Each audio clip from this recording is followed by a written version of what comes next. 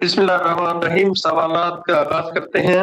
حافظ صاحب، روایات میں بیان کیا جاتا ہے کہ دنیا میں اللہ تعالیٰ نے 1,24,000 پیغمبر بھیجے اور جن میں 313 رسول تھے. اس روایت کی کیا حقیقت ہے؟ کیا یہ روایت مستند ہے؟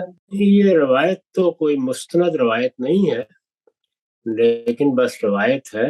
ایسا بھی نہیں کہ اسے موضوع قرار دیا جا سکے. ضعیفی کی مختلف اقسام میں رکھا جا سکتا ہے. عام طور پر شہرت بھی اس کی ہو گئی ہے اور کوئی ایسی قابل اعتراض چیز بھی بظاہر نہیں ہے. زیادہ سے جو تعداد کی ضرورت کیوں پڑی، لیکن یہ بھی اسی صورت میں ممکن ہے جبکہ ہم حتمی طور پر جانتے ہوں کہ انسانوں کی تاریخ کتنے برس کی ہے،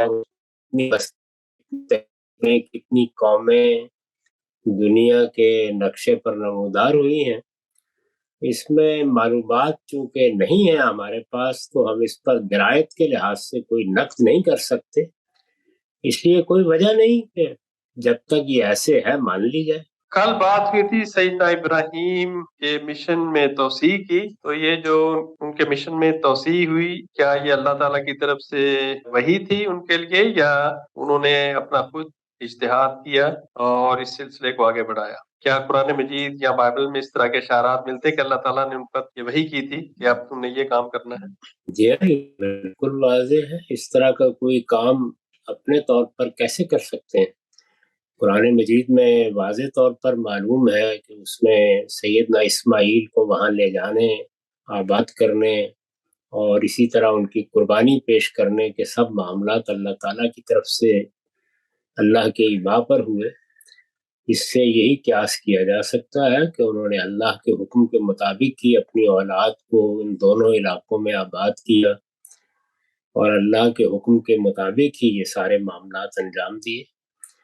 پیغمبر کے بارے میں خاص طور پر جب اس کا کوئی پیغمبرانہ مشن زیر بحث ہو تو یہی بات قرینِ قیاس ہے کہ وہ اللہ کے حکم پر کر رہا ہے، کیونکہ اس طرح کے معاملات اجتہاد سے تو نہیں کیے جا سکتے. جی، ہم عام طور پہ بنی اسرائیل اور بنی اسماعیل کی اصطلاحات استعمال کرتے ہیں. بنی اسرائیل کی اصطلاح تو قرآن مجید میں بیان ہو گئی ہے اور بار بار بیان ہوئی ہے، لیکن قرآن مجید نے کبھی بنی اسماعیل کی اصطلاح استعمال نہیں. قرآن مجید جب قریش کے بارے میں بات کرتا ہے تو ان کو ابراہیم کے بیٹے کہتا ہے یا ان کی نسبت سیدنا ابراہیم سے کرتا ہے. تو فکر فراہی کے ہاں بنی اسماعیل کی اصطلاح کیونکہ عام طور پہ استعمال کی جاتی ہے، یہ کوئی نئی اصطلاح ہے یا آپ لوگوں نے اس کو سیدنا ابراہیم کی نسبت تک محدود کیوں نہیں رکھا؟ اس لیے کہ بنی اسرائیل سے الگ کیا جا سکے. اس طرح کی ساری تعبیریں زبان میں شناخت کے لیے اختیار کی جاتی ہیں. اگر بنی اسرائیل الگ سے مخاطب نہ ہوتے، ان کے معاملات قرآن میں زیر بحث نہ آتے اور پہلے ان کو یہ ذمہ داری نہ دی گئی ہوتی تو پھر ذریت ابراہیم ہی کہہ دینا کافی ہوتا. یہ امتیاز کے لیے ہے اور ہم ہی نہیں بلکہ ہم سے پہلے بھی مورخین اس کو استعمال کرتے رہے ہیں. اس میں تو چونکہ واقعے کا بیان ہے لہذا کسی قسم کی ضرورت نہیں ہے. آپ چاہیں تو اولاد ابراہیم سے ان کو مخاطب کریں اور چاہیں تو امتیاز اور شناخت کے لیے بنی اسماعیل کہیں. جی، قرآن نے تو ذریت ابراہیم اور آل ابراہیم کی تعبیریں اختیار کی ہیں، یعنی بنی اسماعیل کے لیے، یعنی دونوں ہی کے لیے. سورہ آل عمران میں یہی کہا ہے نا کہ ان اللہ اصطفیٰ آدم و نوح و آل ابراہیم و آل عمران علی العالمین. تو وہاں تو دیکھیے کہ خود مسیح علیہ السلام کے لیے آل عمران کی تعبیر اختیار کر لی گئی. ایسے ہی ہم بنی اسماعیل کی شناخت کو واضح کرنے کے لیے تعبیر اختیار کر لیتے ہیں. کہنے کو کہا جا سکتا ہے اولاد ابراہیم ہے دونوں، اس سے کوئی فرق تو واقعی نہیں ہوتا. سیدنا اسماعیل سیدنا ابراہیم کے بڑے بیٹے تھے، تو ایسا کیوں ہوا کہ جو مشن تھا دنیا کی قیادت کا پہلے یا آزمائش کا، وہ ان کے چھوٹے بیٹے کے حصے میں آیا اور سیدنا اسماعیل کی اولاد کو یا بنی اسماعیل کو یہ منصب اور یہ مرتبہ بعد میں دیا گیا؟ میرا خیال ہے اہمیت کے لحاظ سے ایسے ہی ہونا چاہیے تھا، اس لیے کہ بعد والوں ہی نے قیامت تک لوگوں کی رہنمائی کرنی تھی اور جب یہ طے تھا کہ جو بھی بعد میں ہوگا آخری پیغمبر کی بعثت بھی اسی کی اولاد میں سے ہوگی، تو اس لیے اگر ترتیب کے لحاظ سے دیکھیں تو زیادہ اہمیت بعد والے کی۔ تو یہ کیوں نہیں ہو سکتا تھا کہ دونوں کو پیرلل یہ منصب دیا جاتا اور دونوں اس ذمہ داری کو متوازی طور پر ادا کرتے اور شہادت الناس کا فریضہ بھی یہ متوازی طور پر جاری رکھتے؟ اس کا جواب تو اللہ تعالیٰ نے دے دیا ہوا ہے کہ یہ میں فیصلہ کرتا ہوں، یہ تمہارے سوچنے غور کرنے کی چیز نہیں۔ اللہ عالم حیث یجعل رسالتہ، اس کا پیغام ہے، اس کا استعفیٰ ہے، اس نے یہ پیغام پہنچانے کے لیے لوگوں کا انتخاب کرنا ہے۔ نہ ہم یہ بتا سکتے ہیں کہ فلاں شخص کا پیغمبر کے طور پر انتخاب کیوں کیا گیا، نہ یہ بتا سکتے ہیں کہ مقدم مؤخر کیسے کیا گیا۔ یہ معاملہ تو چونکہ انسانوں کے انتخاب کا ہے ہی نہیں، تو اس لیے اللہ تعالیٰ نے جو مناسب سمجھا کیا۔ جی، قرآن مجید کے مطالعے سے معلوم ہوتا ہے کہ بنی اسرائیل کو اللہ تعالیٰ نے فضیلت دی، لیکن جس طرح کیٹیگوریکلی شہادت الناس کا لفظ بنی اسماعیل کے لیے استعمال ہوتا ہے، اس طرح ان کے لیے نہیں استعمال ہوتا۔ تو کیا فضیلت اور شہادت الناس میں کوئی فرق ہے؟ میرا خیال تو یہ ہے کہ زیادہ اہم لفظ استفاء کا ہے، وہ پوری ذریت ابراہیم کے لیے استعمال ہوئے، وہی پیغمبروں کے انتخاب کے لیے استعمال بھی ہوتا ہے۔ ہم بھی محمد رسول اللہ صلی اللہ علیہ وسلم کو اسی لیے مصطفیٰ کہتے ہیں۔ زیادہ اہم لفظ وہ ہے، فضیلت اس کے نتیجے میں ملتی ہے، اور ذمہ داری کو بیان کرنا ہو تو وہ شہادت کا لفظ اختیار کر لیا جاتا ہے۔ باقی جہاں تک سورہ بقرہ کا تعلق ہے، اس میں کذالک کا لفظ استعمال کر کے یہ بتا دیا ہے کہ وہ بھی شہادت کا منصب تھا اور یہ بھی شہادت کا منصب۔ اس آیت کی تھوڑی سی وضاحت کر دیں گے جی؟ اس میں یہی فرمایا گیا ہے کہ جس طرح ہم نے اس سے پہلے باقی معاملات تمہارے ساتھ اسی طرح کیے ہیں جیسے بنی اسرائیل کے ساتھ کیے ہیں، جس طرح قبلے کی تحویل ہوئی ہے بالکل اسی طریقے سے اب ہم نے تمہیں شہادت کے منصب پر فائز کیا ہے، تو معلوم ہوا کہ دونوں کے درمیان مماثلت ہے اسی طریقے سے۔ سیدنا اسماعیل اور صلی اللہ علیہ وسلم کے درمیان ایک طویل زمانہ فترت ہے، تو اس دوران ظاہر ہے کہ بنی اسماعیل بھی ڈیویٹ ہو گئے ہوں گے، ان میں بھی اس طرح کی باتیں آئی ہوں گی جس طرح بنی اسرائیل میں آئیں کہ وقتاً فوقتاً وہ اللہ تعالیٰ کی اس صحت سے، اللہ تعالیٰ کی شریعت سے روگردانی کرتے رہے۔ تو یہ طویل جو زمانہ فترت ہے، اس کی کیا وجہ ہو سکتی ہے؟ کیونکہ بہرحال ان میں انحرافات تو آتے رہے ہوں گے، تو اللہ تعالیٰ نے ان میں کیوں نبی نہیں بھیجے؟ اس کی کوئی ضرورت نہیں تھی، اس لیے کہ اس میں کوئی ذمہ داری ان پر عائد نہیں ہوتی تھی، نبوت ان کے بھائیوں کے پاس موجود تھی، یہ بھی اسی پر ایمان لانے کے مکلف تھے، تو ساتھ بالکل نبوت تھی۔ اور یہ معلوم ہے کہ یہ سیدنا سلیمان داؤد کے زمانے میں اسی سلطنت کا حصہ رہے ہیں، بلکہ یمن بھی اس کے نواح میں تھا، اسی لیے تو اپنی سلطنت کی سرحدوں پر یمن کی ملکہ کو انہوں نے بلا لیا تھا، تو اس میں ان کو انہی پیغمبروں کی پیروی کرنی تھی، اس میں الگ سے پیغمبر بھیجنے کی کوئی وجہ ہی نہیں تھی۔ سرحدیں بالکل ساتھ مل رہی ہیں، ایک ہی قوم ہے، اور اللہ تعالیٰ تو یہی امتحان بھی کرتے ہیں کہ ہر طرح کے تعصبات سے بالاتر ہو کر یؤمنون بما انزل من قبلک بالآخرۃ ہم یوقنون، ایسے ہی ہونا چاہیے۔ جس طرح باقی دنیا انہی پیغمبروں کو ماننے کی مکلف تھی، اسی طرح یہ بھی انہی کو ماننے کے مکلف تھے۔ اس زمانے میں تو اللہ تعالیٰ نے باقی قوموں میں بھی کہیں کوئی نبی نہیں بھیجا، ان کے ہاں بھی ابتدا حضرت موسیٰ سے ہوئی، وہ رسول تھے، اور خاتمہ حضرت مسیح پر ہوا۔ ان کے ہاں بھی ابتدا محمد الرسول اللہ سے ہوئی، اور اللہ نے بتا دیا کہ اگر تم صحیح نہ ہوئے تو یستبدل قوما غیرکم ثم لا یکونوا امثالکم، ہم کسی اور قوم کو اٹھا کھڑا کریں گے۔ رسول ہی کو آنا تھا، اور رسول جب بھی آئے گا دو ہی نتیجے نکلیں گے، یا قوم اس کے پیچھے کھڑی ہو جائے گی، اور یا یہ کہ انکار کر دے گی۔ تو انہوں نے شروع میں تو انکار کیا، لیکن بالآخر سب کے سب ایمان لے آئے، اور ایسے ہی ایمان لائے کہ یدخلون فی دین اللہ افواجا کی صورت پیدا ہو گئی۔ تو بس اس کے بعد مشن کی بھی ابتدا ہو گئی۔ اس سے پہلے تو اللہ کے دین پر عمل کرنا تھا۔ تاریخ سے بھی یہی معلوم ہوتا ہے کہ ایک لمبے عرصے تک یہ ویسے بھی بالکل صحیح تھے، توحید کے علمبردار تھے، حرم کی تولیت ان کے پاس تھی، اور یہ حرم کو اعتکاف کرنے والوں اور نماز پڑھنے والوں کے لیے بہت صاف رکھتے تھے۔ یہ تو رسول اللہ کی بعثت سے کچھ پہلے ہے، جب ان کے ہاں پرستی عام ہوئی اور اس طرح کا انحراف پیدا ہوا، اور پھر زیادہ عرصہ نہیں گزرا کہ رسول اللہ کی بعثت ہو گئی۔ ایک عام طور پہ سوال کیا جاتا ہے کہ اگر ایسا ہی تھا جس طرح آپ نے بیان کیا ہے، تو کیا بنی اسرائیل کے نبی یا ان کے بزرگ یا ان کے بڑے کیا حج کے لیے بھی آتے تھے مکہ؟ ضرور آتے ہوں گے، لیکن ہم جانتے ہیں کہ ہمارے پاس ان کی تاریخ کو جاننے کا تنہا ذریعہ بائبل ہی ہے، اور بائبل میں اس طرح کا اگر ذکر کہیں تھا بھی تو اس کو نہیں ہونا چاہیے۔ اس کی وجہ یہ ہے کہ پھر تو بنی اسرائیل کا سارا مقدمہ ہی ختم ہو جاتا۔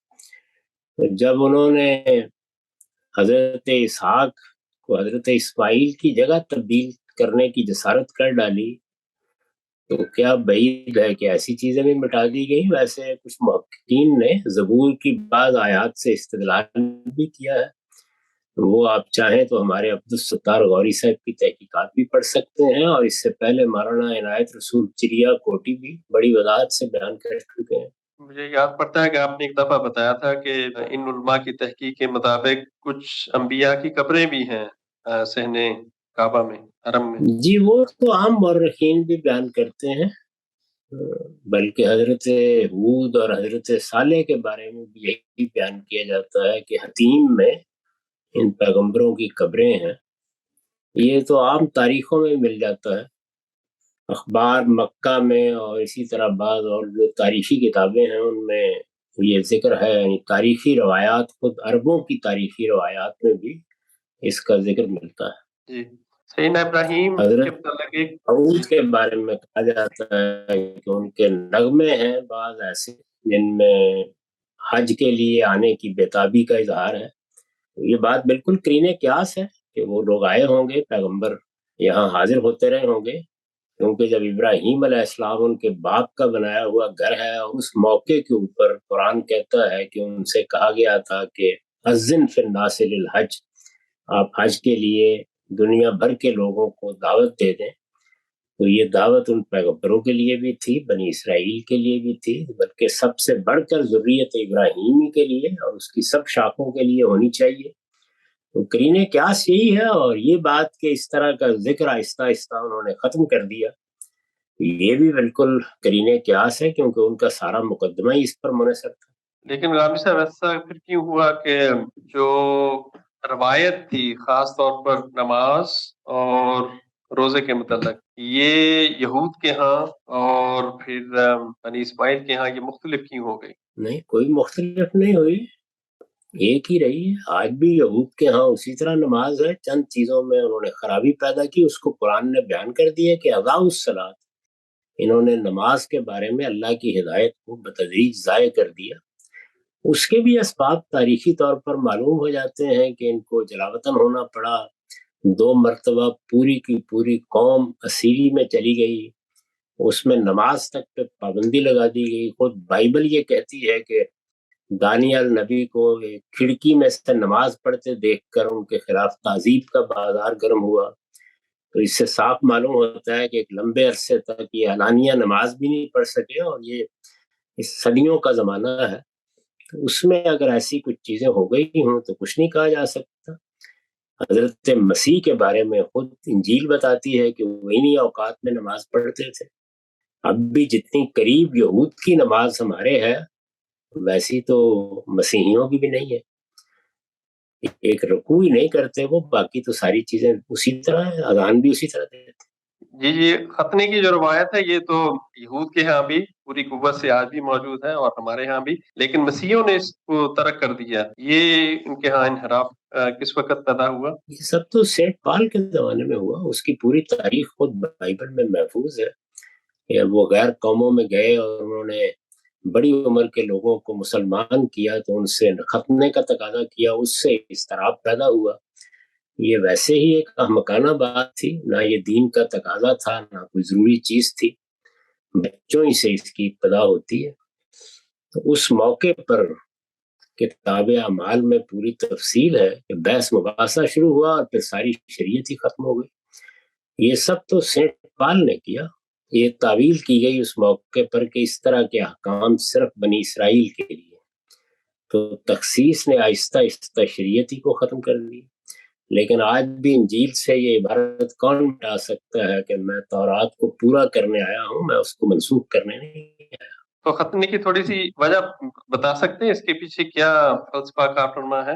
میں نے تو رسوم و آداب میں بیان کر دیا ہے کہ یہ تطہیر کی چیز ہے، اور تطہیر کی چیز کے ساتھ البتہ یہ ایک علامت بھی بن گئی. چنانچہ دونوں باتیں اکٹھی کی جا سکتی ہیں. رسول اللہ صلی اللہ علیہ وسلم نے اس کو تطہیر کی چیزوں میں بیان کیا ہے، یعنی ہمارے ہاں چونکہ دین میں بڑی اہمیت ہے بدن کی صفائی اور پاکیزگی کی، تو رسول اللہ نے یہاں وہ چیزیں بیان کی ہیں جیسے زیر ناف کے بال مونڈنا ہے، بغل کے بال صاف کرنا ہے، وہیں اس کو بھی بیان کیا ہے. اس سے یہ اشارہ ملتا ہے کہ یہ بھی تطہیر یا پاکیزگی کی چیز ہے. اور بائبل کا یہ بیان بھی سمجھ میں آتا ہے کہ یہ میرے عہد کا نشان ہے.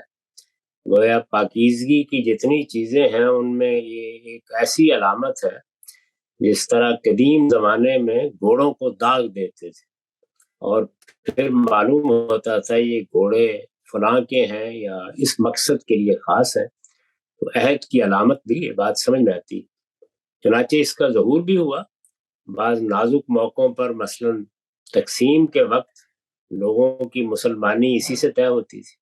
اسی پر ایک سوال آیا ہے کہ اگر ایسی بات ہے، یہ عہد کی علامت ہے، تو بچے کا جب ہم ختنہ کرتے اس کو تو پتہ بھی نہیں ہوتا، اس کو تو ہوش بھی نہیں ہوتی، تو اس کے لیے یہ کیسے عہد کی علامت بن سکتی ہے؟ یہ تو ہمارے لیے ہے، یعنی بچے تو پہلے والدین کا حصہ ہوتے ہیں. بچے والدین کے یہاں پیدا ہوتے ہیں، نشو و نما اور مختلف مراحل سے گزرتے ہیں، ان کی تعلیم تہذیب سب والدین کرتے ہیں. ان کے مستقبل کا فیصلہ بھی جب تک وہ شعور کی عمر کو نہیں پہنچتے وہی کرتے ہیں. تو یہ سارے معاملات والدین سے متعلق ہیں. انسان کو پیدا ہی اس لیے کیا گیا. جی، سیدنا ابراہیم کے متعلق، ان کی ہجرت کے متعلق ایک سوال ہے کہ جب وہ عراق سے نکلے اپنے آبائی وطن سے، عرس سے، تو انہوں نے مصر کی طرف کیوں ہجرت کی، یا وہ پہلے کنعان آئے اور پھر مصر گئے؟ یہی معلوم ہوتا ہے. اس میں اگر آپ تفصیل دیکھنا چاہیں تو ایک بہت اچھا رسالہ ہے امام فرائی کا، اور اردو میں نسب نامہ نبوی، اس میں انہوں نے اپنی تحقیق بیان کی ہے اور یہ بتایا ہے کہ یہ سارا سفر کس طریقے سے ہوا اور کن مقاصد سے ہوا. اصلاً تو وہ کنعان ہی میں اپنی اولاد کو آباد کر کے اور حرم کی تعمیر نو کر کے اپنا کوئی مستقر بنانا چاہتے تھے. میرے خیال میں اس میں جو روایت ہے کہ بیر سبا میں انہوں نے بنایا، وہ کریم قیاس ہے، ایسا ہی ہوا ہوگا.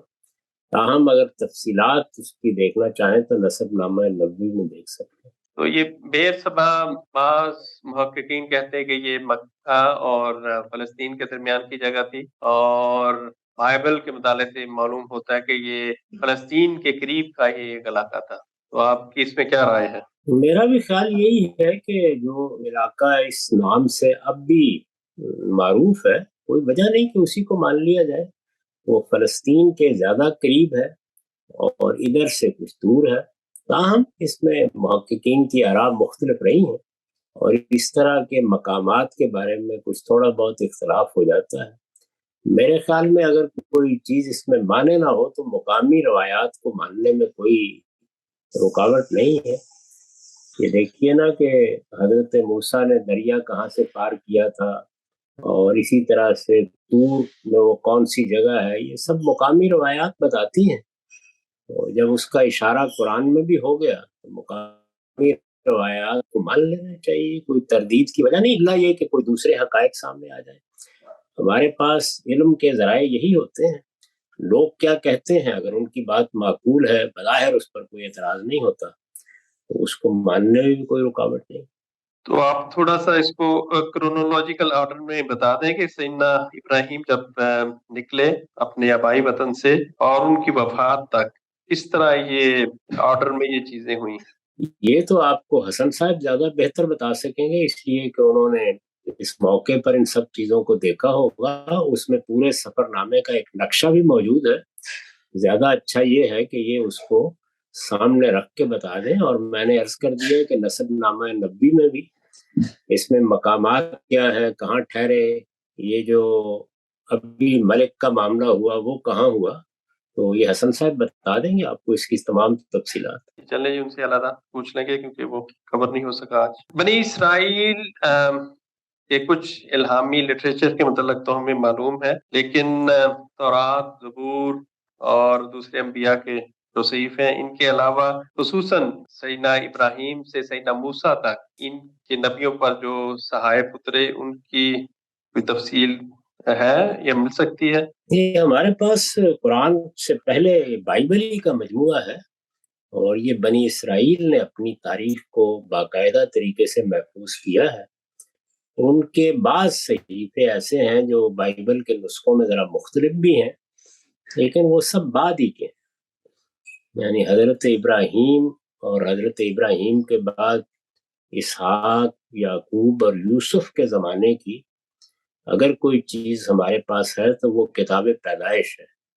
اس میں ان کے واقعات بیان ہوئے ہیں، اور ان کو اللہ تعالیٰ نے جو ہدایات دی ہیں وہ بھی اس میں نقل ہوئی ہیں۔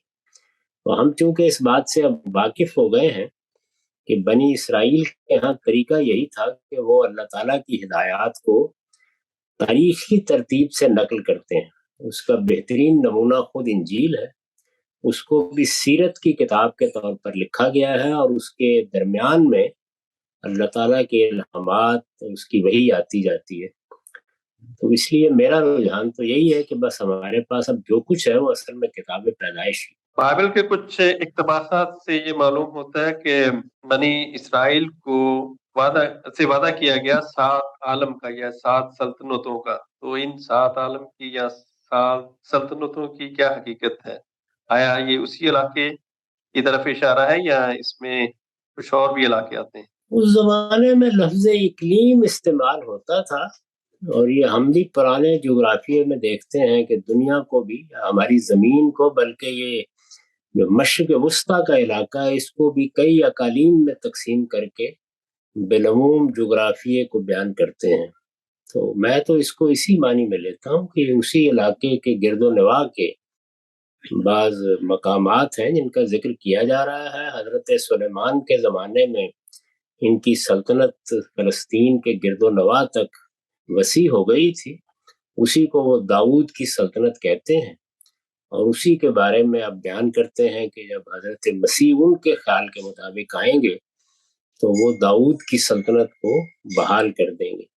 اس کا نقشہ ہمارے پاس موجود ہے، اگر آپ ان سے کہیں تو یہ وہ نقشہ بھی آپ کو نکال کے بتا دیں گے۔ تفہیم القرآن میں مولانا سید ابواللہ صاحب مودودی نے وہ نقشہ بنا دیا ہے، میرے خیال میں وہ بائبل کی روشنی میں بنایا گیا ہے اور درست ہے۔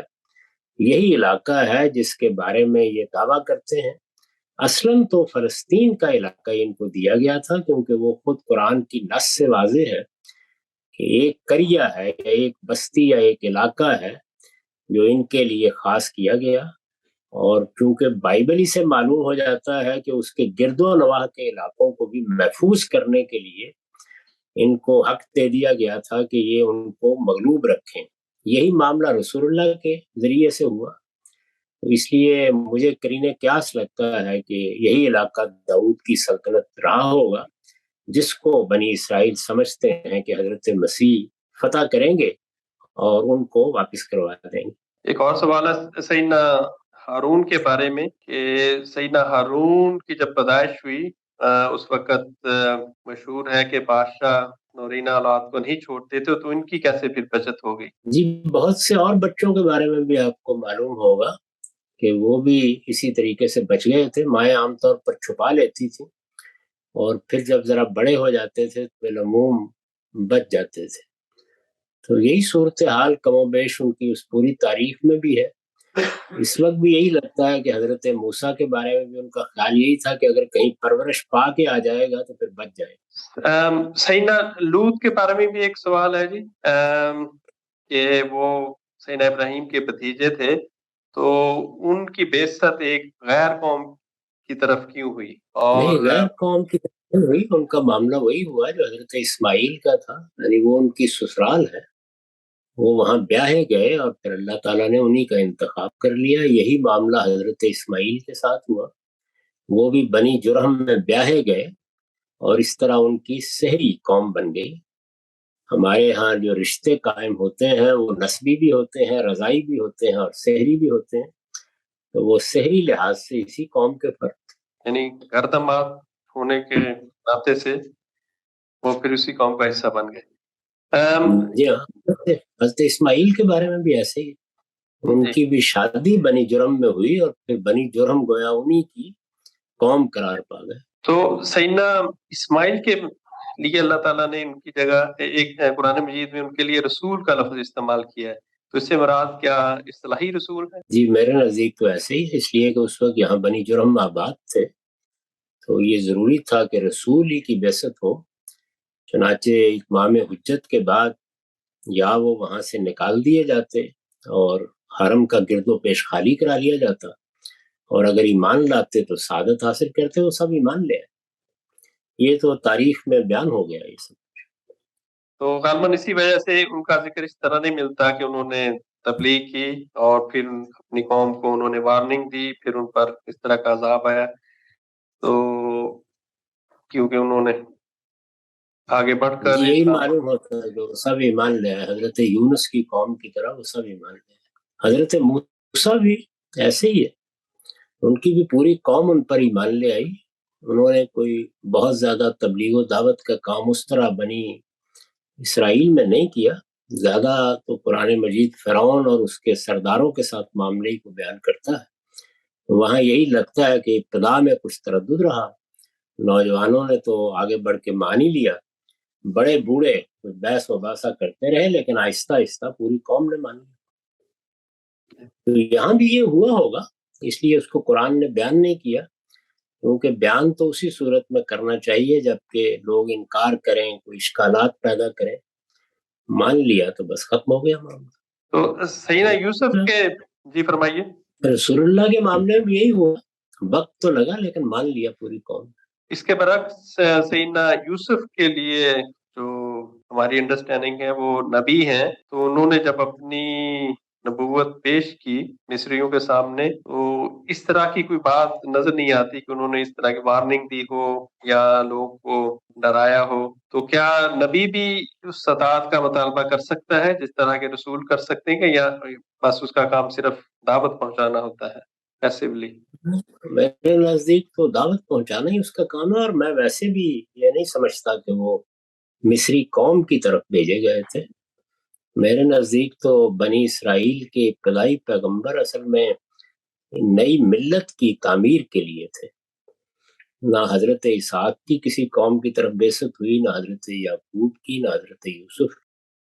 ان کا مقصد تو صرف یہی تھا کہ اللہ کا الہام پائیں اور اپنی اولاد کو اپنے آبا کے دین پر قائم کریں، تاکہ ایک بڑی قوم وجود میں آئے اور وہ اپنی ایک روایت پر کھڑی ہو اور یہ کہہ سکے کہ یہ ہمارے آبا کا دین ہے۔ لہذا دو ہی چیزیں ریفرنس کا باعث بنتی ہیں، ایک الہام اور دوسرے آبا کا دین۔ دونوں چیزیں اکٹھی ہو جائیں اور ایک ایسی روایت بن جائے جو قوم کے لیے خود باعث افتخار ہو۔ اسی لیے آپ حضرت یوسف کی دعوت کو بھی پڑھیں تو وہ اس طرح ہی بیان کرتے ہیں کہ میں نے تو اتبع تو ملت آبائی ابراہیم و اسحاق، ایسے بیان کرتے ہیں۔ تو اس لیے میں تو نہیں سمجھتا یہ کہ وہ کوئی مصری قوم کی طرف مبعوث ہوئے تھے، اس کا کوئی اشارہ نہیں ہے کہیں بھی، نہ بائبل میں نہ قرآن میں۔ لیکن ان کا بہت زندگی کا بہت بڑا حصہ مصریوں کے درمیان گزرا، تو ظاہر ہے کہ انہوں نے دعوت و تبلیغ تو کی ہوگی کسی نہ کسی سطح پر، یا اس کے مکلف بالکل نہیں تھے؟ بالکل عام طریقے کے اوپر ظاہر ہے جو گرد و پیش میں لوگ ہوتے ہیں ان کے لیے پیغمبر ہو، صالحین و روشنی کا منار ہے۔ جب موقع ملا تو انہوں نے اپنے زندہ کے ساتھیوں کے سامنے بھی اپنی بات پیش کر دی، لیکن خود قرآن ہی یہ بتا رہا ہے کہ آخری زمانے تک بھی بادشاہ کا دین اور تھا اور ان کا دین اور تھا، جی۔ اور اس میں کسی کشمکش کا ذکر بالکل نہیں کرتا۔ اگلا سوال ہے جی کہ بنی اسرائیل میں یہ تکبر پیدا ہو گیا تھا کہ ہم سپیریئر ہیں اور یہ اسماعیلی ہم سے کم درجے کے لوگ ہیں، بلکہ ان کہتے تھے، وہ اپنے آپ کو اس طرح برتر کیوں سمجھتے تھے؟ یہ تو سبھی قوموں میں برتری کا احساس پیدا ہو جاتا ہے جب کسی کو کوئی فضیلت ملتی ہے یا تاریخ بن جاتی ہے، تو سب قومیں آپس میں مباحات اور مفاخرت کرتی ہیں۔ ہم تو جس پنجاب میں پیدا ہوئے ہیں وہاں ساری زندگی مختلف قوموں کی مفاخرت سنتے ہی گزری ہے. ہماری دیہات میں معمولی معمولی فضیلتوں کی بنیاد پر لوگ مجلسوں میں بیٹھ کے بھی یہی کرتے تھے. میرا تو خیال ہے کہ اس میں جدید فلسفیوں کی یہ رائے بالکل ٹھیک ہے کہ جنس کے ساتھ تفوق کی جبلت بھی بڑی غیر معمولی ہے. انسان اپنی برتری کو قائم رکھنا چاہتا ہے اور اپنے قبیلے اپنی قوم کے بارے میں بھی یہی احساس رکھتا ہے. اس کا ظہور تو آپ دیکھیے کہ چھوٹی سے چھوٹی سطح پر انسان کے عمل سے ہو جاتا ہے. یعنی اگر دنیا میں اپنے امتیاز پر کھڑا ہونا ہو تو ہم فوراً جذباتی ہو جاتے ہیں. ہماری قوم ہمارا ملک اس سے نیچے آپ کوئی کھیل ہی منعقد کر لیں لاہور اور کراچی کے درمیان تو نسبت فوری طور پر تفوق اور برتری کا احساس پیدا کر دیتی ہے. تو میں تو اس کو بالکل جبلت سمجھتا ہوں. انسان کی ایسا ہی ہوتا ہے اور یہ جبلتیں اللہ تعالیٰ کی دی ہوئی ہیں. جبلتوں کا ختم کر دینا یہ اللہ کا مقصود نہیں ہے. یہی ہے کہ یہ تہذیب کر کے قاعدے میں رکھی جائیں اور ان کو تقوی کا پابند کیا جائے. جی یہ کیونکہ رینڈم سوالات آ رہے ہیں تو یہ موضوعات پھر واپس چلے جاتے ہیں. سیدنا ابراہیم کی بیٹیوں کے متعلق کیا ان کی بیٹیاں بھی تھیں؟ کیونکہ ان کے بیٹے تو مشہور ہیں، کیا ان کی بیٹیاں بھی تھیں؟ ذکر تو انہی کا ہوتا ہے لیکن کہا جا سکتا ہے. اس وقت مجھے مستحضر نہیں ہے. میرا خیال ہے حسن صاحب سے کہیے کہ اگر مزید دیکھ کے بتا سکیں آپ کو کہ کسی بیٹی کا ذکر آتا ہے. مجھے ذہن میں نہیں ہے اس وقت کہ کسی بیٹی کا ذکر کبھی پڑھا ہو. ابھی ذکر ہو رہا تھا سیدنا یوسف کا، تو انہوں نے بادشاہ وقت ہے اس کو کیوں دعوت نہیں دی اور اس کو مسلمان کرنے کی کوشش کیوں نہیں کی؟ میرا خیال ہے کہ بعض چیزیں اس طرح نہیں ہوتی جس میں براہ راست بات کی جائے، بلکہ ایک بالواسطہ طریقہ ہی اختیار کیا جاتا ہے. اور بادشاہ ان کا معتقد ہو چکا تھا لیکن لوگوں کے لیے اپنے معاشرتی پس منظر کو چھوڑنا بہت مشکل کام ہوتا ہے. تو قرآن مجید میں وہاں چونکہ یہ موضوع ہی نہیں ہے تو اس نے اس کو بنیاد بنا کے کوئی بات بھی نہیں کی. ممکن ہے عزیز کے ساتھ بھی ان کی کوئی بات ہوئی ہو سکتا ہے کہ اپنے ملنے جلنے والوں کو بھی انہوں نے کوئی دعوت دی ہو. اگر وہ زندہ کے ساتھیوں کے سامنے اس محبت سے اپنی بات رکھ سکتے ہیں تو باقی لوگوں کے سامنے بھی رکھی ہوگی. یہ تو نہیں کہا جا سکتا کہ نہیں دی، لیکن یہ بالکل ٹھیک ہے کہ اس کا کوئی ذکر نہیں ملتا. میں اس طرح کی چیزوں کو اسی معنی میں لیتا ہوں کہ جو چیزیں فطری طور پر ہونی ہے یا ہوئی ہوں گی اور اس کے نتیجے میں بھی کوئی فطری چیز سامنے آئی ہوگی اس کو بیان کرنے کی کوئی وجہ ہونی چاہیے. نہ ہو تو پھر قرآن مجید نہیں بیان کرتا اس طرح کی چیزوں کو. مجھے یاد ہے ایک مرتبہ کسی شخص نے یا کچھ اشخاص نے مولانا سید ابر اللہ صاحب مودودی کی جب تفہیم القرآن پائے تکمیل کو پہنچی تو اس کے لیے ایک تقریب ہوئی. اس میں بڑی جذباتی تقریر اے کے بروہی صاحب نے کی. یہ کہ بروہی صاحب سے آپ واقف ہوں گے، ایک زمانے میں ہمارے بہت نامور وکلاء میں ان کا شمار ہوتا تھا، بلکہ بڑے دانشور سمجھے جاتے تھے. تو انہوں نے اس موقع پر تقریر کی اور اس میں بتایا کہ میری زندگی میں تفہیم القرآن سے کیا تبدیلی ہوئی. تو لوگوں نے کہا کہ ان کو آپ جماعت اسلامی میں شامل ہونے کی دعوت کیوں نہیں دیتے ہیں. تو مجھے خود یاد ہے، یہ براہ راست سنی ہوئی بات میں بیان کر رہا ہوں. تو مولانا نے کہا کہ آپ کی ان کے بارے میں کیا رائے ہے، وہ نہیں جانتے کہ جماعت اسلامی کیا ہے اور اس کی دعوت کیا ہے. تو بہت سی چیزیں بالواسطہ چھوڑ دی جاتی ہیں. اس لیے ممکن ہے کہ انہوں نے بھی اپنے حالات کے لحاظ سے یہی سمجھا ہو کہ میری بات سامنے آ گئی ہے، اب اس کے بعد بادشاہ نے جو فیصلہ بھی کرنا ہوگا کر لے گا. رسول تو تھے نہیں کہ ان کو انذار کی ذمہ داری دے کر اور نتیجہ نکالنے کے لیے مبعوث کیا گیا تھا. ایک اور کلیریفیکیشن بھی چاہیے کہ بہت سے محققین سیدنا یوسف کو حکمران مانتے ہیں، یعنی بادشاہ وقت، اور بعض کے خیال میں وہ صرف عزیز تھے، عزیز مصر. تو ان میں کون سی رائے زیادہ قرین قیاس ہے؟ وہی جو قرآن کے مطابق ہے. آخری زمانے میں جب ان کے خاندان کے لوگ آئے ہیں اور یہ واقعہ برسوں کے بعد ہوا ہے. اس وقت بھی وہ یہی کہتے ہیں کہ ما کان لیوسف ان یاخذ اخاہ فی دین الملک. تو اس سے واضح ہے کہ اس وقت بھی بادشاہ بھی تھا اور بادشاہ کا قانون بھی الگ تھا، اور وہ بنی اسرائیل کے ہاں جو روایات تھی ان پر مبنی بھی نہیں تھا. جی بہت شکریہ. بائبل کے مطالعے سے معلوم ہوتا ہے کہ اس وقت شراب تھی وہ عام استعمال ہوتی تھی، اور بعض تو اس طرح کی چیزیں بھی مل جاتی ہیں کہ نبی بھی شراب پیتے تھے. تو یہ کیا وہی شراب تھی یہ جو آج کل شراب جس کو سمجھا جاتا ہے، یا کوئی اور طرح کی تھی؟ اب اگر وہی شراب تھی جس کی ممانعت اب ہمارے لیے، تو کیا اس وقت شراب حلال تھی؟ ہمارے لیے بھی ممانعت نشے کی ہے، اور یہ معلوم ہے کہ بہت سی ایسی شرابیں رہی ہیں، بلکہ عرب میں بھی تھیں، جن میں نشہ نہیں اس درجے میں ہوتا. جیسے نبیذ کے بارے میں خود احناف کے ہاں بحث موجود ہے. تو اس لیے یہ تو مانا ہی نہیں جا سکتا کہ جس چیز کو نشہ کہتے ہیں وہ کوئی پیغمبر کرتا رہا ہو. اس لیے کہ اللہ تعالیٰ نے یہ کہا ہے کہ انما الخمر والمیسر رجس من عمل الشیطان. تو کسی پیغمبر کی طرف رجس من عمل الشیطان، گندے شیطانی کام کی نسبت کیسے کی جا سکتی ہے؟ یہی سمجھنا چاہیے کہ بعض اس طرح کے مشروبات کو، جیسے ہمارے ہاں نبیذ کو عام طور پر میں ہی کہا جاتا ہے، تو یہ الفاظ آ گئے. تو یہ جو انگوروں کا رس ہوتا ہے اس میں اگرچہ تھوڑا سا خمیر پیدا ہو جائے لیکن وہ اس سے نشہ نہ چڑھے، تو ایسی کوئی لگتا ہے کہ صورتحال ہوگی؟ بالکل ممکن ہے. اور اس طرح کی بہت سی چیزیں خود عربوں کے ہاں مل جاتی ہیں. یعنی وہ شراب جو نشہ کرتی ہے اس کو الگ بیان کرتے ہیں، اور اس طرح کے مشروبات کو الگ بیان کرتے ہیں. تو ایسا ہی ہونا چاہیے. یعنی ہو سکتا ہے کہ انگور سے چونکہ اعلیٰ درجے کی شراب بنتی رہی ہے، تو اس لیے انگور کا کوئی مشروب بھی میں ہی کہلاتا رہا ہو. اس طرح کا الفاظ کا اشتراک ہو جاتا ہے. دنیا کی سب پرانی زبانوں میں ہم کو اس کے آثار ملتے ہیں.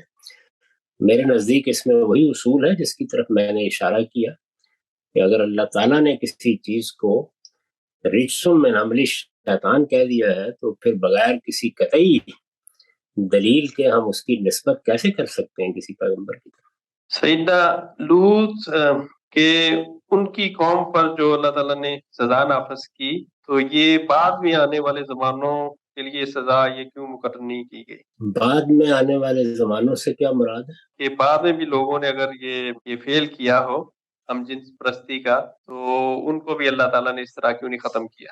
یہ تو اس فعل کی سزا نہیں، سزا تو برائیوں پر اصرار کے بعد پیغمبر کے انکار کی سزا دی جاتی ہے. یہ برائی اس نوعیت کی ہو، یہ عام زنا ہو، یہ قوم شعیب کا کم تولنا ہو، ڈاکے ڈالنا ہو، یہ تو بیان یہ کیا جاتا ہے کہ جب قومیں بعض جرائم کا ارتکاب کرتی ہیں تو اللہ تعالیٰ ان کی طرف پیغمبر بھیجتے ہیں، پیغمبر ان کو دعوت دیتے ہیں، اور جب وہ ان برائیوں سے باز نہیں آتے، شرک پر یا اس طرح کے دوسرے جرائم پر اصرار کرتے ہیں، اور پیغمبروں کے اتمام حجت کے بعد بھی اصرار پر قائم رہتے ہیں، یہاں تک کہ خود پیغمبری کی جان کے درپے ہو جاتے ہیں، تو پھر اللہ تعالیٰ ان کو سزا دیتا ہے.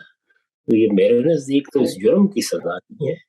کوئی اور جرم بھی اگر انہوں نے کیا ہوتا تو یہی سزا ملتی. چنانچہ قوم شعیب کو بھی یہی سزا ملی ہے، اسی طرح قوم صالح اور قوم ہود کو بھی یہی سزا. تو کیا اس سے ہم نتیجہ اخذ کر سکتے ہیں کہ جو اصل جرم ہوتا ہے کہ اس وقت کے رسول کا انکار ہوتا ہے، چاہے وہ جو بھی بات کر رہا ہو، تو باقی سارے جو جرائم ہیں اس کے انڈر آتے ہیں؟ جی، جرائم کے بغیر تو اللہ تعالیٰ رسول کیوں بھیجیں گے؟ یعنی ایسا تو نہیں کہ ایک صالح قوم کی طرف بھیج دیا جائے. جرائم ہی کر رہے ہوں گے لوگ تو بھیجے جائیں گے. کسی کے ہاں کوئی جرم ہوگا، کسی کے ہاں کوئی دوسرا، اور یہ بھی ہو سکتا ہے کہ بعض قوموں کے ہاں 2 3 4 جرائم ہوں. جرائم ہی کی وجہ سے کسی قوم کا انتخاب ہوتا ہے کہ وہ سرکشی اختیار کر رہی ہے، لہذا رسول بھیجا جائے. لیکن رسول کے آنے کے بعد اس کا انکار کیا جاتا ہے تو پھر سزا دنیا میں ملتی ہے، ورنہ تو آخرت میں معاملہ ہوگا. اس وقت بھی دنیا میں دسیوں اقوام ہیں جو بڑے جرائم کا ارتکاب کر رہی ہیں، کرتی رہی ہیں. ان کو یہ کیسے ہو سکتا ہے کہ اسی دنیا میں سزا دی جائے؟ دنیا میں سزا کے لیے اتمام حجت ضروری ہے. وہ پیغمبر کے ذریعے سے ہو جائے گا تو سزا دی جائے گی. سزا جرائم ہی کی ہوتی ہے، لیکن جرائم کی سزا مقدمہ چلنے کے بعد دی جاتی ہے.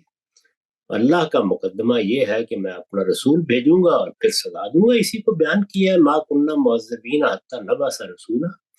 تو ان میں سے کوئی بھی محض جرائم کی سزا نہیں ہے، یہ کہنا چاہیے. اس سے کیا یہ نتیجہ بھی اخذ کیا جا سکتا ہے کہ جب کوئی قوم اپنی انتہائی پستی میں گر جاتی ہے تو اس وقت پھر اللہ کا رسول اللہ تعالیٰ بھیجتے ہیں اور تاکہ ان کے لیے پھر کسی دنیا میں فیصلہ ہو جائے؟ جب تک اللہ تعالیٰ نے ذریت ابراہیم میں نبوت کو خاص نہیں کر دیا اس وقت تک یہی طریقہ تھا. اسی کو قرآن نے بیان بھی کیا ہے کہ لکل امت الرسول، ہر قوم میں ہم رسول بھیجتے رہے ہیں.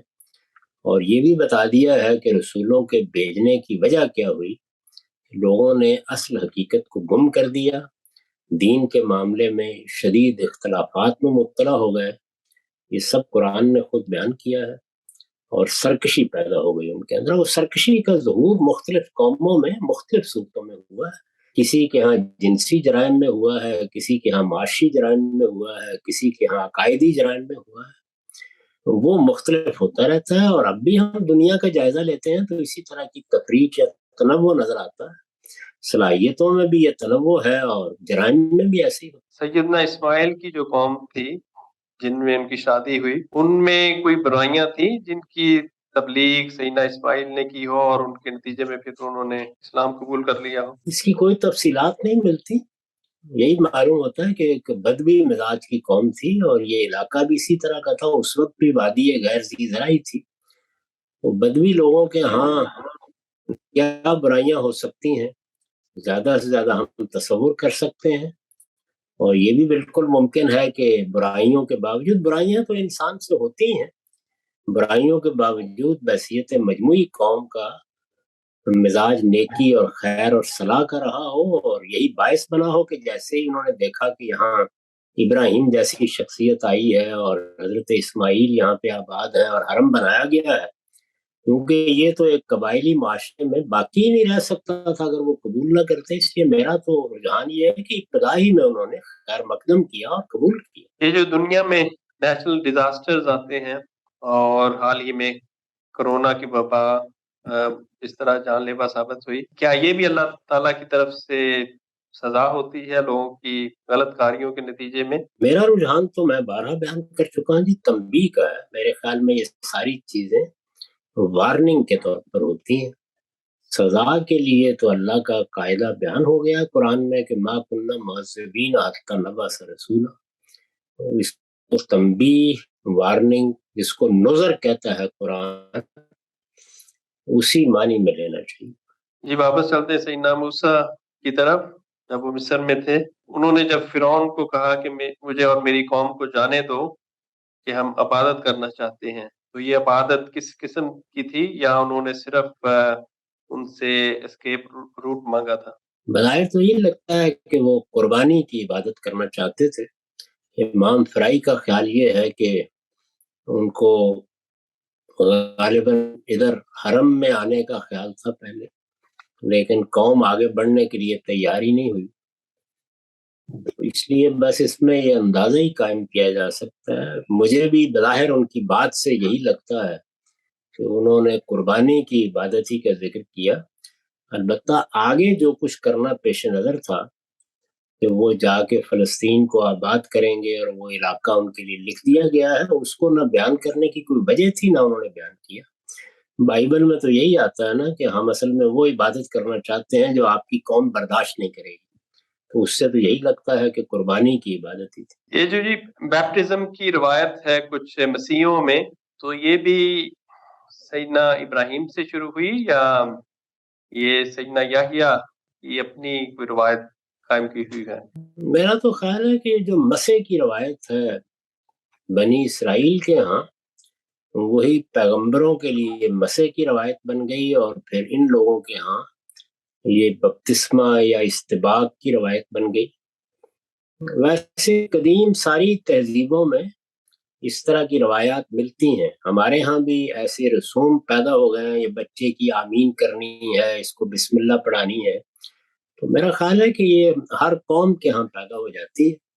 یہ لوگ بھی ہزاروں سال تک دنیا میں رہے تو ان کے ہاں بھی یہ چیز پیدا ہو گئی. اس کے کوئی مذہبی آثار نہیں ملتے پیچھے. یہ جو دین ابراہیم کی روایات ہیں جی، جس طرح نماز ہے، قربانی ہے، ختنہ ہے، حج ہے، تو رسول اللہ صلی اللہ علیہ وسلم تک آتے ہوئے جو اس میں بعد میں رسول اللہ صلی اللہ علیہ وسلم نے خود کوئی تجدید کی ہے، کوئی اضافہ کیا ہے، اس کی مختصر تفصیل آپ کر سکتے ہیں کہ رسول اللہ صلی اللہ علیہ وسلم کے ہاتھوں اس میں کیا تبدیلی آئی، یا اس میں کیا کن چیزوں کا اضافہ ہوا؟ میرا تو اب تک کا نقطہ نظر یہی ہے کہ بس دو ہی چیزوں کا اضافہ کیا ہے، ایک عید الاضحیٰ اور ایک عید الفطر.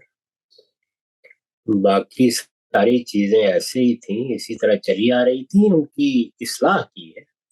ان میں اگر کوئی بدعت شامل ہو گئی تھی تو اس کو نکال دیا ہے. اسی طرح سے بعض چیزیں جو مبہم ہو چکی تھیں ان کو واضح کر دیا ہے. اور تبدیلی اس نوعیت کی کہ نماز کے اذکار میں باقی تو یہ سب کی سب اسی طرح چلی آ رہی ہیں. اور وہ خود قرآن نے بیان کر دیا ہے کہ اعتکاف، طواف، حج، مناسک، ایسے ہی نماز، سب چیزیں چلی آ رہی ہیں. تو کیا اس میں ہم جو اذان ہے نماز سے پہلے دی جاتی اس کو بھی اضافہ کہیں گے، یا پہلے اسی طرح اذان بھی دی جاتی تھی؟ اس کے بارے میں معلوم ہے کہ کچھ تردد تھا. تو صاف معلوم ہوتا ہے کہ با جماعت نماز کی روایت نہیں رہی تھی، اور اذان کا تعلق کیونکہ با جماعت نماز سے ہے تو اس لیے یہ چیز آہستہ آہستہ یا تو ختم ہو گئی، اور یا حرم میں یہ طریقہ ہی نہیں رہا ہوگا. لوگ جمع ہو جاتے تھے اور بس نماز پڑھ لیتے تھے. با جماعت نماز پڑھی جاتی تھی یا عرب پڑھتے تھے، اس کے بارے میں بظاہر یہی معلوم ہوتا ہے کہ یہ روایت نہیں رہی. یہ با جماعت نماز کی ضرورت ہے. اب بھی ہم جب تنہا نماز پڑھتے ہیں تو کوئی اذان نہیں کرتے. یہ جو ختنے کی سنت ہے جی، سیدنا ابراہیم سے معلوم ہوتا ہے کہ انہوں نے 10ویں دن کی، تو اس کو 10ویں دن ہی کرنا چاہیے یا جتنی جلدی ممکن ہو سکے؟ نہیں، میرے خیال میں تو اس میں کوئی دن مقرر نہیں کیے گئے، بس جب موضوع ہو، اور یہی ٹھیک ہے. اس میں تو زیادہ توجہ ڈاکٹروں کی بات پہ دینی چاہیے کہ ان کے خیال میں کتنی جلدی بہتر ہے. عام طور پر تو وہ یہی کہتے ہیں کہ ابتدائی 1-2 دنوں ہی میں کر دی جائے تو یہ زیادہ بچے کے لیے بہتر ہے. سیدنا سلیمان کے زمانے میں جو ملکہ سبا کو شرک کے معاملے میں، ان سے دور رہنے کے معاملے میں پیغام بھیجا گیا اور پھر وہ حاضر بھی ہو گئی، تو سرزمین عرب میں اس وقت جو بنی اسماعیل آباد تھے وہ بھی ہو سکتا ہے کہ شرک میں مبتلا ہو، تو ان سے کیوں اعراض کیا گیا؟ ہو سکتا ہے کہ کیا جواب ہو سکتا ہے جی؟ میرا تو خیال یہ ہے کہ تاریخی لحاظ سے یہ صحیح نہیں ہے. بہت بعد میں شرک میں مبتلا ہوئے ہیں، اور ان کے شرک میں مبتلا ہونے کی جو تاریخ وہ خود بیان کرتے ہیں اور جس شخصیت کی طرف اس کو منسوب کرتے ہیں وہ تو 200-300 سال سے اوپر نہیں جاتا. السلام علیکم جناب. جی وعلیکم. پوری جو اسکیم ہے اللہ تعالیٰ کی ابراہیم علیہ السلام سے سٹارٹ ہو کے اور بنی اسماعیل بنی اسرائیل دونوں کی طرف جو چل رہی ہے، تو ایک ذریت کو اگر میں دیکھوں موسیٰ علیہ السلام اور اس کے بعد پھر ان کی جو قوم چلتی رہی جس میں وہ ہر خواہش جو کی جاتی تھی وہ پوری ہو جاتی تھی ان کی، اور کئی جگہ اللہ تعالیٰ نے ان سے سمجھانے کی بھی کوشش کی. مطلب ڈائلاگ 2 طرفہ تھا. جس طرح بادشاہ کی خواہش قوم نے کی، پھر داؤد علیہ السلام اور سلیمان علیہ السلام ان پہ دیے گئے، پھر من و سلوہ عیسیٰ علیہ السلام کی قوم نے من و سلوہ کے لیے ذکر وہ جب خواہش کی تو ان کی خواہش کو یہ بول دیا گیا کہ جو ہے اگر وہ خواہش پوری کی گئی تو ان کو سخت ترین عذاب دیا جائے گا.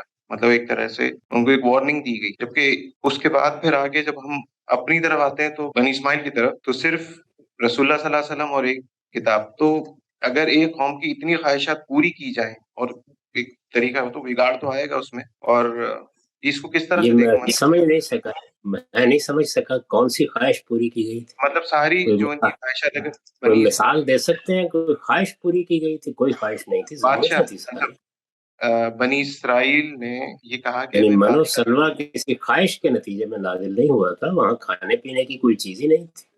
پانی کے چشمے بھی کسی خواہش پر نہیں پھوٹے تھے، وہ صحرا میں موجود تھے. یعنی محض اللہ تعالیٰ کے امتحان کے لیے خواہش کی جائے گی تو ویسی ڈانٹ پڑے گی جیسی کہ حضرت مسیح کے معاملے میں پڑی. بنی اسرائیل کی کون سی خواہش ہے جو اس طرح پوری کی گئی؟ بادشاہ کی جو خواہش انہوں نے کی تھی کہ ہمیں بادشاہ چاہیے جو لیڈ کر سکے، جس اس پر بھی بالکل ایسی تنبیہ کی گئی، وہ تنبیہ آپ بائبل میں دیکھ سکتے ہیں۔ وہ جب باز نہیں آئے تو پھر فرمایا کہ اچھا بھگتو، اب ہم بادشاہ بنا دیتے ہیں۔ اس میں بتا دیا گیا ہے کہ نتیجہ کیا نکلے گا۔ وہاں پہ بالکل یہی رویہ ہے جو یہاں ہے۔ اور یہ خواہشیں نہیں تھیں، ضرورتیں تھیں۔ خواہش تو ان کی بھی پوری نہیں ہوئی۔ جب انہوں نے خواہش کی کہ ہمارے لیے کچھ ککڑیوں کا اور کچھ دال چلنے کا بندوبست کیا جائے، تو آپ دیکھیے اس کا جواب کیا دیا جائے گا۔ اس کا جواب یہ دیا گیا کہ جاؤ، پھر دفع ہو جاؤ اور جا کر مصر میں ہی اپنا سر دو، وہی تمہارے لیے بہتر جگہ ہے۔ تو خواہش پر تو کوئی چیز نہیں ہوئی۔ اچھا، اس کے ضرورتوں کے بعد جی اب پے در پہ نبی جو ہیں ایک ہی ذریت میں گئے، اور بنی اسماعیل کی طرف ایک ہی رسول، تو وہ کس طرح سے بگاڑ پھر ان میں بھی آیا، تو ہم لوگوں میں بھی آیا، یا جو بھی ہے وہ ہمارے پاس کیوں اس طرح سے اسکیم اس کا جواب تو میں دے چکا، اس کا جواب تو میں ابھی اسی نشست میں دے چکا ہوں کہ ادھر اللہ تعالیٰ نے کوئی ذمہ داری دی نہیں تھی۔ جب ذمہ داری دی تو اس کے بعد یہ سوال پیدا ہوتا ہے۔ وہ تو ایک ذمہ داری کے منصب پر فائز تھے، ان میں حکومت الہیہ قائم کر دی گئی، اس لیے وہاں نبوت کو رہنا چاہیے تھا، اس لیے کہ اس زمانے میں تو اس کے علاوہ کوئی راستہ ہی نہیں تھا۔ نہ کتابیں اس طرح محفوظ کی جا سکتی تھیں، نہ یہ ذرائع تھے۔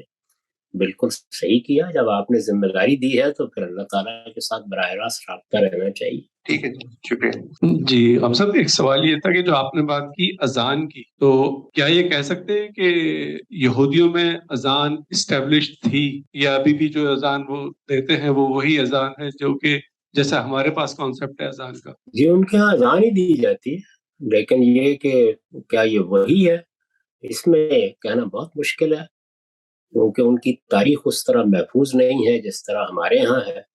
جو کچھ وہ بیان کرتے ہیں اس سے بھی یہ معلوم ہوتا ہے کہ بدعتیں داخل ہو جاتی ہیں۔ ہماری اذان میں آپ ذرا شیعوں کے یہاں جا کے دیکھ لیں کیا کچھ داخل ہو چکا ہے اور کیا کچھ نکل چکا ہے۔ ابھی بھی یہ بحث جاری ہے کہ الصلاۃ خیر من النوم حصہ ہے یا نہیں ہے، تو یہ قوموں کے یہاں یہ چیز ہو جاتی ہے۔ ایک بحث یہ تھی کہ یعنی جو اذان کی سنت ہے وہ حضرت محمد صلی اللہ علیہ وسلم نے انٹروڈیوس کروائی، اس سے پہلے یہ نہیں تھی، تو یہ کہنا غلط ہوگا، یعنی یہ کہ اذان پہلے سے تھی، یعنی بنی اسرائیل میں بھی یہ پریکٹس اسٹیبلش تھی، کیا ہے میں کہہ سکتے ہیں؟ جی میرا تو یہی خیال ہے کہ پہلے سے بھی یہ روایت موجود تھی، صرف مسئلہ یہ تھا کہ اس کے الفاظ کیا ہونے چاہیے اور کیا طریقہ اختیار کرنا چاہیے، تو اس میں اللہ تعالیٰ نے رہنمائی فرما دی۔ السلام علیکم حافظ صاحب۔ جی بنی اسرائیل کو ایک سپیریورٹی حاصل تھی، چاہے وہ آپ نے جواب دیا آلریڈی کہ ان کو فضیلت تھی، اس کی وجہ سے اپنے آپ کو اس میں رنگ و نسل کا بھی کوئی ایلیمنٹ تھا، کیونکہ جب نبی صلی اللہ علیہ وسلم کے دور میں بنی اسماعیل کے لوگ تھے وہ عرب رنگ و نسل سے تھے، اور یہ بنی اسرائیل جو ہیں یہ ان کا رنگ و نسل کچھ اور تھا، تو کوئی ایلیمنٹ اس کا بھی تھا سپیریورٹی، جو ان کی سپیریورٹی تھی اس کو شو کرنے میں یا اس کو ایکسرسائز کرنے میں؟ جی اس کے کوئی آثار نہیں ہے، ایسی کوئی بات نہیں، دونوں ابراہیم علیہ السلام کی اولاد ہیں، اور رنگ تو سب عربوں کا ایک ہی جیسا ہے، ان کا بھی اسی طرح کا ہے۔ اب بھی کوئی بہت فرق جو اصل یہود ہیں ان کے اور ان کے درمیان نہیں ہوتا، جیسے عرب ہیں ویسے ہی وہ بھی نظر آتے ہیں، تو بظاہر تو اس طرح کی کوئی چیز کہیں نظر نہیں آتی، اور قرآن نے بھی اس حوالے سے کوئی ذکر نہیں کیا کہ تم لوگ رنگ کی یا نسل کی برتری میں مبتلا ہو گئے۔ اللہ تعالیٰ کے انتخاب ہی کو بائبل بھی بیان کرتی ہے اور قرآن بھی یہی کہتا ہے۔ یہ جو عرب اور اجمی کا جو مسئلہ کھڑا ہوتا ہے، جو آپ بھی بڑا پریولنٹ رہتا ہے سوسائٹیز میں، اس کا اس دور سے کوئی تعلق نہیں ہے؟ نہیں، اس کا اس سے کوئی تعلق نہیں۔ میرے خیال میں یہ جتنی بھی بدوی قومیں ہیں وہ شہری تہذیبوں کے بارے میں ایسے ہی حقارت کا طریقہ اختیار کرتی ہیں، یہ آپ اپنے قبائلی علاقے میں جائیں تو آپ کو نظر آ جائے گا۔ بہت شکریہ۔ عربوں کے ہاں ایسے ہی پیدا ہو گئی تھی ان کے ہاں۔ ہم بظاہر شہری لوگ یہ خیال کرتے ہیں کہ ہم برتر ہیں، اور موجودہ زمانے میں جو سہولتیں پیدا ہوئی ہیں، جس طرح کی چیزیں ہیں، اس میں یہ خیال ہونا بھی قرینہ قیاس ہے۔ قدیم تمدن میں یہ معلوم ہوتا ہے کہ شہری لوگوں کو روایت سے منحرفین کے طور پر دیکھا جاتا تھا، اور یہ بھی خیال کیا جاتا تھا کہ ان کی زبان، تہذیب، روایات یہ آلودہ ہو چکی، مولدین سمجھا جاتا تھا، ان کو نئی نئی چیزیں پیدا کرتے ہیں، ان کی کوئی حیثیت نہیں۔ تو میرا تو خیال یہ ہے کہ یہ وہ بدوی اور حضری تمدن کا جو پرانا تقابل ہے یہ اسی کا نتیجہ ہے۔ بہت شکریہ جی سوال تھوڑا سا یہ ہسٹری سے متعلق شاید زیادہ ہے، rather more of a comment۔ جو مصری تہذیب ہم دیکھتے ہیں آج کل، جو ہمیں پتہ چلتا ہے وہ یہ کہ وہ بہت پکٹوریل ہے اور وہ ہر چیز کی کوئی نہ کوئی آئیکونک ریپرزنٹیشن کر دیتے ہیں، لیکن ہمیں جو ابھی تک کی اسٹڈیز ہیں اس میں نہ تو موسیٰ کا ذکر ملتا ہے ان آئیکنز میں، نہ ہی یوسف کا ذکر ملتا ہے ان آئیکنز میں۔ تو یہ کیا ہسٹری کے اندر ابھی اسٹڈی کا ایک مواد ہے جو ابھی تک ڈسکور نہیں ہوا ہے، یا اس کی کیا وجہ آپ کی نظر میں ہے؟ جی، قدیم زمانے میں تاریخ کے عموم لوگ اپنے ہیروسی کی بیان کرتے تھے۔ عام طور پہ بادشاہوں کی تاریخ ہم کو ملتی ہے، قوموں کی تاریخ تو بہت کم ملتی ہے۔ تو یہ لوگ اپنی تاریخ خود بیان کر رہے ہیں، بائبل ان کی تاریخ ہے، بالکل ایک اسٹیبلشڈ ہسٹری کے طور پر لکھی ہوئی ہے، تو اور کہاں ملنی ہے؟ ہر قوم کی اپنی تاریخ ہوگی۔ عربوں کی تاریخ بھی پہلے عربوں ہی نے لکھی ہے، اس کے بعد باقی دنیا متوجہ ہوئی ان کی جانب، اور وہ بھی اس زمانے میں ہوئی ہے جبکہ ہم پری ہسٹورک دور سے نکل چکے تھے۔ اس سے پہلے تو ایسے ہی ہوتا تھا، بہت بڑے بڑے فاتحین، بہت بڑی بڑی سلطنتیں جن لوگوں نے قائم کی، دوسرے علاقوں کے لوگ بھی ان کی کوئی تاریخ بیان کر دیتے تھے، ورنہ قومیں خود ہی اپنی تاریخ لکھتی رہی۔ ہندوؤں کو دیکھیے، یعنی ان کی ہزاروں سال کی تاریخ میں کوئی قابل ذکر کتاب نہیں ہے، بلکہ ساری تاریخ ان کی لکھی مسلمانوں نے۔ جی بہت شکریہ گاندھی صاحب، اللہ تعالیٰ آپ کو صحت دے اور اللہ تعالیٰ آپ کو جزا دے۔ اللہ حافظ۔ بہت شکریہ۔